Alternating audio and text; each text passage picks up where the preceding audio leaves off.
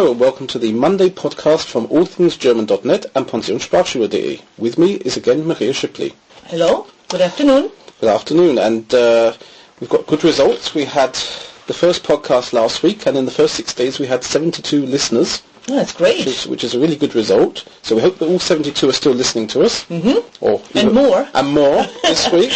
And we were going out today to do an outside podcast, and a few things came between it. First of all, my daughter being ill, and now it's raining outside. So we've come indoors and changed our topic of the day, and we're talking about games, educational games. One of the things on pensionssprachschule.de is a category called educational games, and this contains a number of ideas of things to play when you're learning a language, either with your teacher or amongst yourselves. And we're going to look at what those games are and why they're interesting, why we would play these games. And the first thing that we see is that there's certainly Scrabble. Scrabble must be a favourite because it's on the website, it's in 3 languages. So why Scrabble? Well, I'm a big fan of Scrabble myself. I used to beat my husband playing the English version. Okay. And I do even have a Scrabble dictionary, and I think it has a big educational value. And I usually play with my students like at the end of the lesson for the last 10 minutes. Against contrary belief that you always have to finish a game. Okay. So most people think, I'm not even going to get started on it because I don't have an hour and a half. But even 10 minutes are really worth the time, and you learn a lot of vocabulary, you end up talking, I end up helping the student, I teach them strategies on how to beat the others. Sometimes they win against me because I was able to give them a 40-point word, and the same thing goes not just for playing it with the teacher, but also they learn to love a board game and not just computer games. So they don't normally play board games at home? They're not used to it? No, when I ask them, of course, most kids play Warcraft, Starcraft, all these games, and I would not encourage that. I encourage board games, just like in the good old days. And you've got it here in 3 languages, so you play Scrabble in all these languages, English, German, French? Unfortunately, I can only play it in German and English. Okay. But I do know enough French speakers that I hope would pick up the French version to play that with their kids at home, or also French teachers. So, or you can play it in French if you're not so good with a dictionary, I guess. Yeah, I guess you could, and I think I could even do that. I had 7 years of, gymnasium or prep college French. I think I could try. Gymnasium is grammar school. That's grammar school in British for the English. Brits, yeah. For the Brits, but for the Americans, I guess it would be prep college. Okay. Yeah. Okay, then we've got here Monopoly. So Monopoly is, again, something that's fairly universal. Well, back to Scrabble. Scrabble is obviously different in the different languages, so the different point scores change. Yes, that's why I have these 3 versions on there, because they have different letters. Like in the English version, you do have a lot of E's, like 12 E's. Yes, E's about 1 point. I think E's 1 point. That's right, it's the lowest number, but you do need a lot of E's to make words in English, whereas in the German version, you do have like a lot of M's or N's, I believe, and you've got the letters with the umlaut, which you don't have in English. And I've tried playing the English game with the German letters, and it just did not work. It doesn't work. I think I had a student borrowed it from me or something, and I wanted to play it at home with somebody else. It just doesn't work. There's a reason why. Okay. Yeah. Yeah. And then Monopoly is here the US version. I did put in the US version, I think, because that was the only one available at that moment. I mean, Monopoly is available in different versions. So there's obviously a US version, there's an English version. Right. In Germany, there's several versions.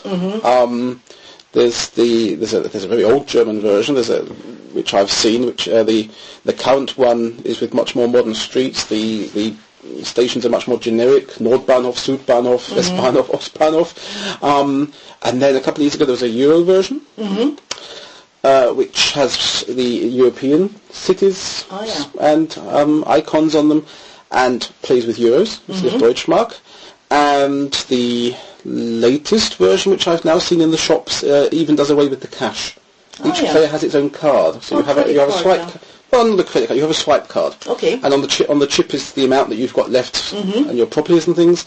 And the banker has a chip reader and puts the card in, cashes the rent, puts the other card in, transfers it. So very modern.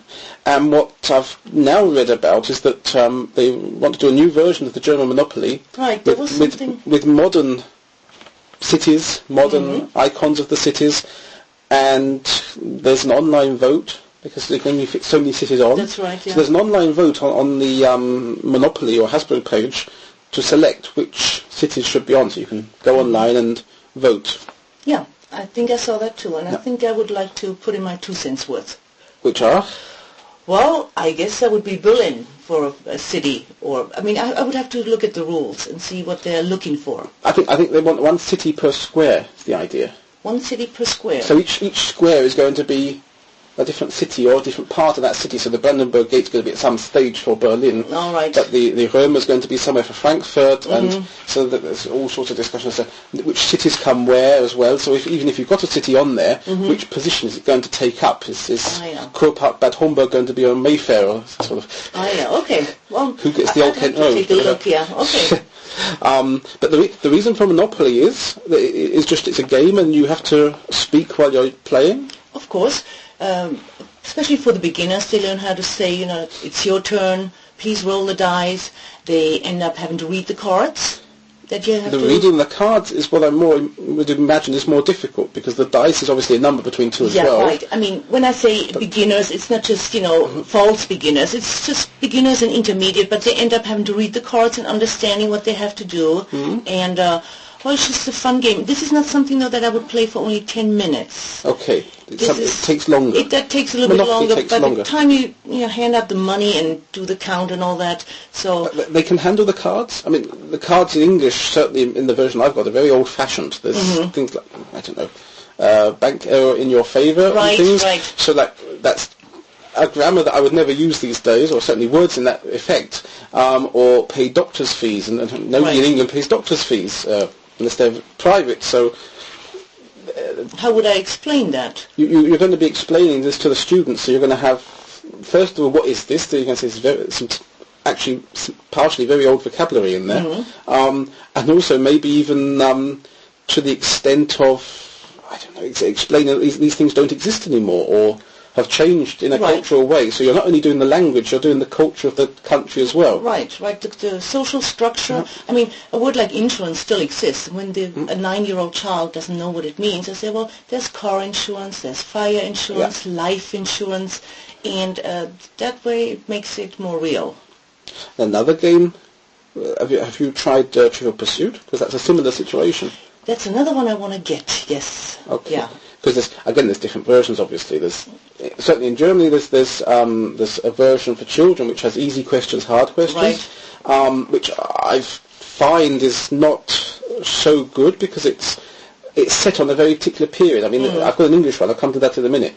My German Trivial Pursuit, that's what it's got, is a set, and it's got children's questions, adult questions. That's the easy and the hard, basically. Okay. We play them as easy and hard, and a lot of the questions are based on the year when it came out.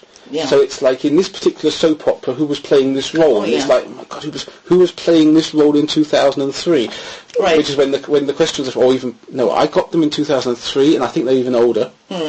They're probably about 99, 2000. So you're like, who played in this time frame? And it makes an easy question on the card into a really hard question to play, because you've got to think back to what was going on. And my English version, which is even more difficult, I think the German version, for language teaching, if I was doing it, I think might just get away with. The English version is very advanced.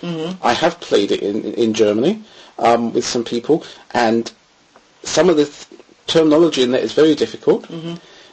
You've got names of television programs which nobody here knows, which even people in England don't know these days. Because my English version, I think, from 1985, and books, films, and things. Obviously, it's the English name, so you're learning a lot of cultural side of what these films that you know here are actually called, maybe.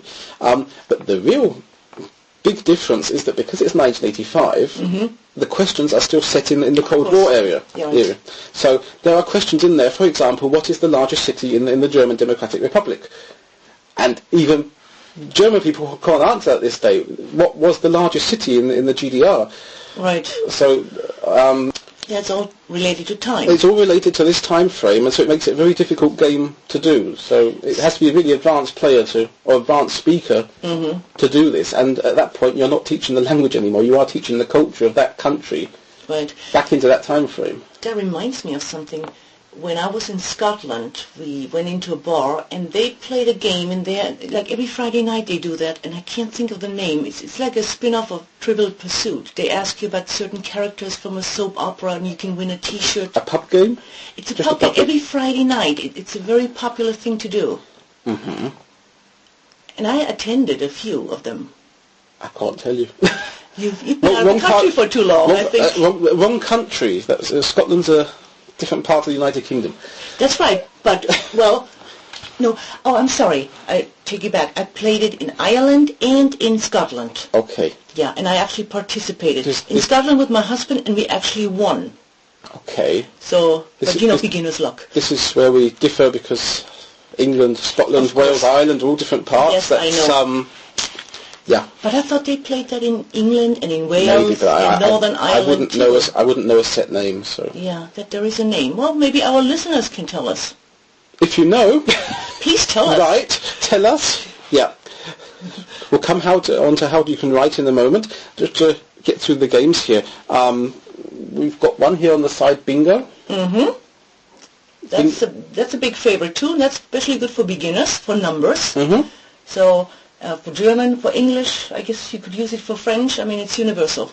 Okay. And the kids usually can win a little prize too, and I do that with my kids too. It's a fun game to play. Okay. And any other game? I like to play Uno. That's also good. Uno is Uno, and then in English. Oh, in English, yeah. I'm sorry, I always say it, would you like to play Uno? Yeah. And that's good for the real beginners. I mean, when they first come to Germany and they need to learn the colors and the numbers and to have fun and to relax, and then they end up going home feeling like they really have accomplished something, like I can play a game with somebody in that foreign language. That sounds so weird. Okay, and have you heard of Tell Me? Tell Me? Tell Me? No, I have to show you Tell Me one day. Okay. Tell Me is a disc with numbers on and categories on cards. All right. So you spin the disc and you have a category, and the category is, for example, a book or a girl's name or a sports personality, and you spin the disc and everybody has to think of, in this case, say a sports personality or a girl's name beginning with this letter. Oh, yeah, so it stops on. That. So it's the German name would be sort of Stadtlandfluss, but with one category. So it lands on sort of P, and it says name a girl's name beginning with P, and so everybody has to think of one. Okay. So that's quite useful. It's it can be difficult depending on the category. So when I've used it at any time, I've taken the cards and worked out which ones I'm going to use because age-related, yeah. Age-related, a lot of things. If you have children 12, 13 even, and their English is starting and they're getting a certain amount of English, they're still not used to thinking in this way of beginning with a letter, whatever. So you have to ask them, name a colour beginning with B. And, okay, blue. For me, it's simple, and their mind isn't gauged to following this. It's not yet. Yeah, they're not into. I can work out based on the letter a word. They can, if you ask them to name colours, they can probably name you 10 colours, but they can't get through this way of thinking. So it's very difficult. Anyway, so to finish off with the games, if people want to buy the games, they've heard now Monopoly, they've heard Scrabble. The place to go is your homepage to click on the category Educational Games. That's right, that's where they are. And that's where they are, and you can order them online, and they'll be sent to you from Amazon in whichever country you order, depending on which game. Obviously, some games are only available in particular countries. That's right. You won't get French Monopoly, French Scrabble in all countries. So you may end up paying the postage from France, but yes, they're all on. It's worth it. Okay, then, and they're on the site. And how to get to the site? We've got a new address. We took the challenge last week, or I took the challenge. You said we can call it the Monday Podcast. So I like that idea. I went home and I registered www.themondaypodcast.com. It's all small. It's all written together. There's no hyphens. And that's the easiest way to us. You go to www.themondaypodcast.com, and then you can select allthingsgerman.net for cultural, moving, finding flats, finding a job, things like that. And you can select Pension Sprachschule for language learning, resources, teachers, and that's probably the easiest way. It's the easiest address to remember, and you can get to both our home pages. If you want to leave us a comment, you can go onto one of the blogs, either All Things German or Pension Sprachschule. You can leave a blog. You can leave a comment on the podcast entry, and if you want a more further discussion on any of the items we've talked about, then go to All Things German, click on Forum, and register for the forum, where you can discuss basically anything. Okay. Okay, well... So we'll finish for today. Mm-hmm. A shorter podcast today. We'll see how it gets on, how many listeners we have this week. And okay. We'll be back next Monday. All right. Okay. So, bye. Bye.